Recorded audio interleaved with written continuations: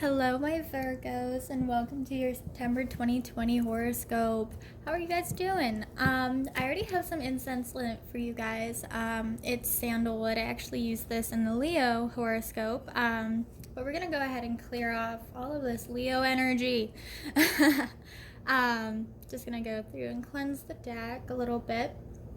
So I do a 5-card spread for my horoscopes. The first card is gonna represent your money. Or career. Your second card is going to represent your attitude. The third card is going to represent your desires or goals. The fourth card is going to represent your relationship. And the fifth card is going to represent what spirit wants you to know. Now, this is a general reading, so take what resonates, leave what doesn't. I suggest going back and looking into your sun, moon, rising, and Venus. And watch the corresponding videos for those, because those may resonate with you a bit better. But other than that, let's dive right in. Spirit, please connect me to the zodiac sign Virgo, sun, moon, rising, and Venus, and allow me to be a clear channel for their messages. Thank you.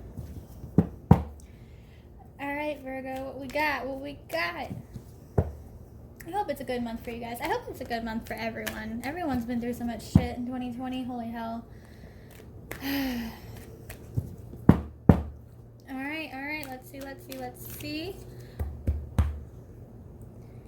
Alright. See what we got. Got the Hangman. We got the Page of Wands. 10 of Wands. Death. Alright. And then we have the Hierophant in reverse. Alright. Awesome. So the Hangman, let's start with the Hangman. Your money. It looks like some projects for you have been delayed, or maybe on pause right now. Could be, due to the worldly situation going on, COVID. If you're contemplating your next move and you're trying to figure out what you're trying to figure stuff out. Sometimes we get so caught up in planning and routines and stuff like that. When our routine is thrown off, it throws us off, And the Hangman reminds us that no matter what, you can't change decisions, timing. You can't force it to happen. It'll be when it'll be. And that's the biggest lesson that we can learn, especially during these times. The Hangman also kind of suggests that we change our perspective. So this month, frequently ask yourself, is this as bad as it can be? Or is this worse than it actually is? Probably not. Think about, can you turn this, sticky situation into something good? How can you benefit from what's going on? Change your perspective, Next, we have the Page of Wands, which is going to represent your attitude. And I'm pretty sure you guys, from what this card is telling me, the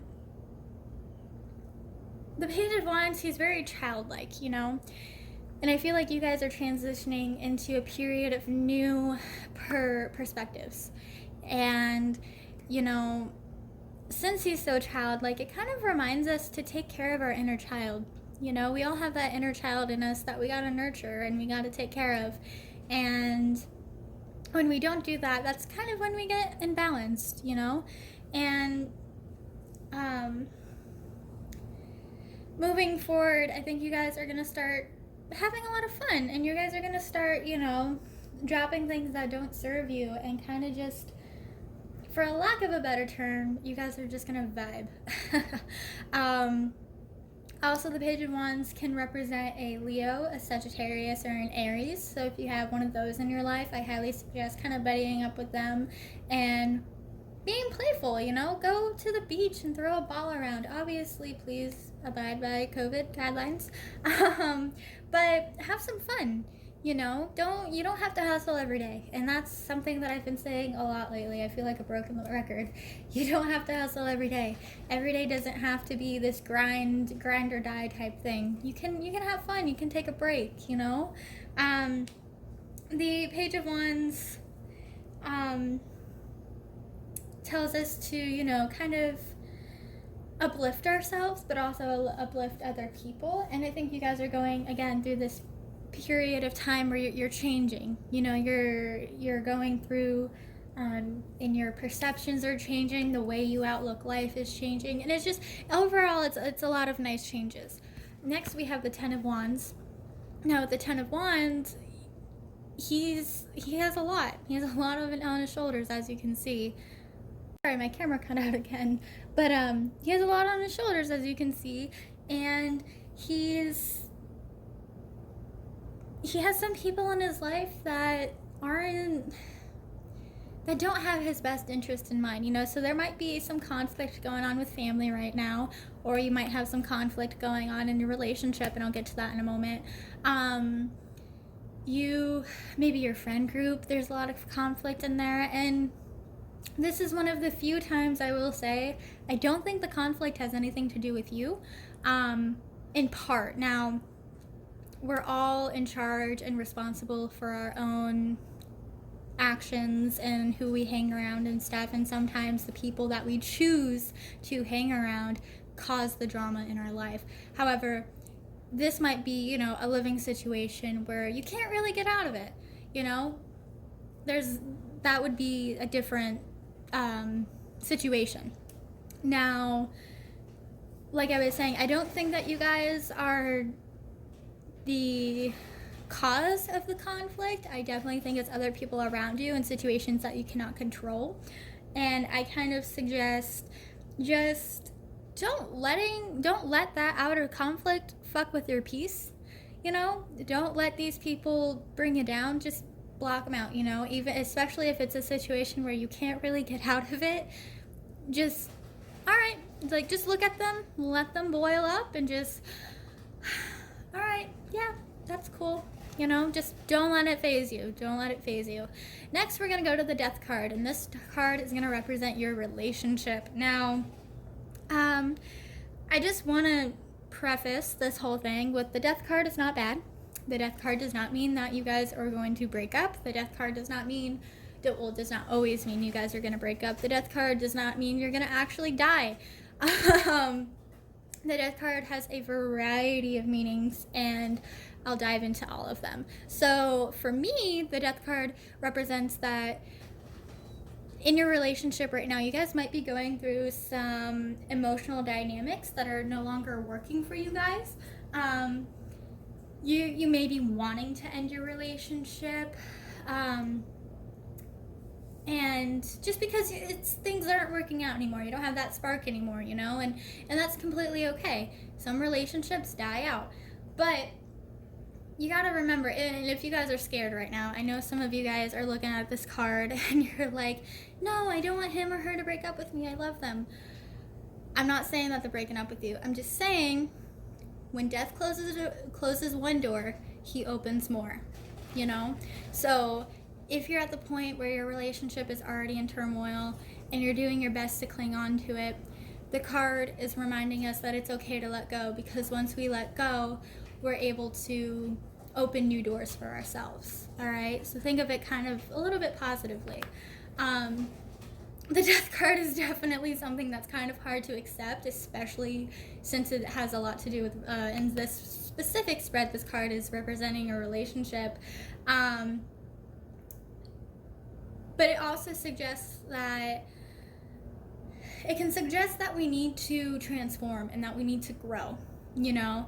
And if we don't do that, then that is when, you know, the breakup would happen, right? And it's important to remember that you can just accept this. If you just want to sit there and accept it and sulk on it this month, be my guest. But also, remember that you can change this. You have the power to change whatever you want. The cards are not set in stone, all right? These cards are not set in stone, and that is something that I constantly tell my clients. Whatever frequency you are putting out into the world, that is what you're getting back. And right now, I'm not saying that you guys are, I'm not yelling at you guys. I don't want to sound like a mom, but I'm just saying, if you don't want this to be the outcome for you guys this month, change your frequency, you know? Start, you know, or yeah, shed those, shed that chip on your shoulder, shed off that, the attitude that you have. Start communicating with your partner and try to, grow with them. Relationships are all about growth, and if you guys if you guys haven't been able to grow together, there's no point. There really is no point. Let's hop into the Hierophant next. This card represents what your guides or spirit wants you to know. The Hierophant, I believe, if I remember correctly, is the Holy One. It represents holiness, all of that. So, in reverse, it means that you're needing to let go of traditional beliefs that are not serving you. So, whether that be, your family has a different view on politics than you do, or you're finding, do you ever stop and say, oh wow, I really sounded like my mom? Like, stuff like that is what it's referring to. You gotta shed all of that. You gotta let all of that go. You know what I mean? In order for you to grow as an individual, and in order for you to grow as a spiritual being, you gotta shed all of this ingrained bullshit, Explore yourself this month. Explore different spiritual paths. What works for you? Is the spiritual path even one for you? Are you an atheist? Are you Christian? Like, what are you? I mean, I'm sure atheists and Christians probably would not be watching my videos, but you never know. You never know. I know there's some Christian witches out there that's, and there's some atheists that are into tarot. You never know. But yeah, that's what that card means. And remember that you don't have to adhere to tradition to be spiritual. You don't have to know what every freaking crystal is, and you don't have to carry yin and yang around you to be a spiritual, person. It's all about energy and vibes and how you present yourself and how you think, Alright, that is all I have for you guys today. If you have any questions, comments, or concerns, you know where to find me. I hope you have a really good day, and I'll talk to you guys next month.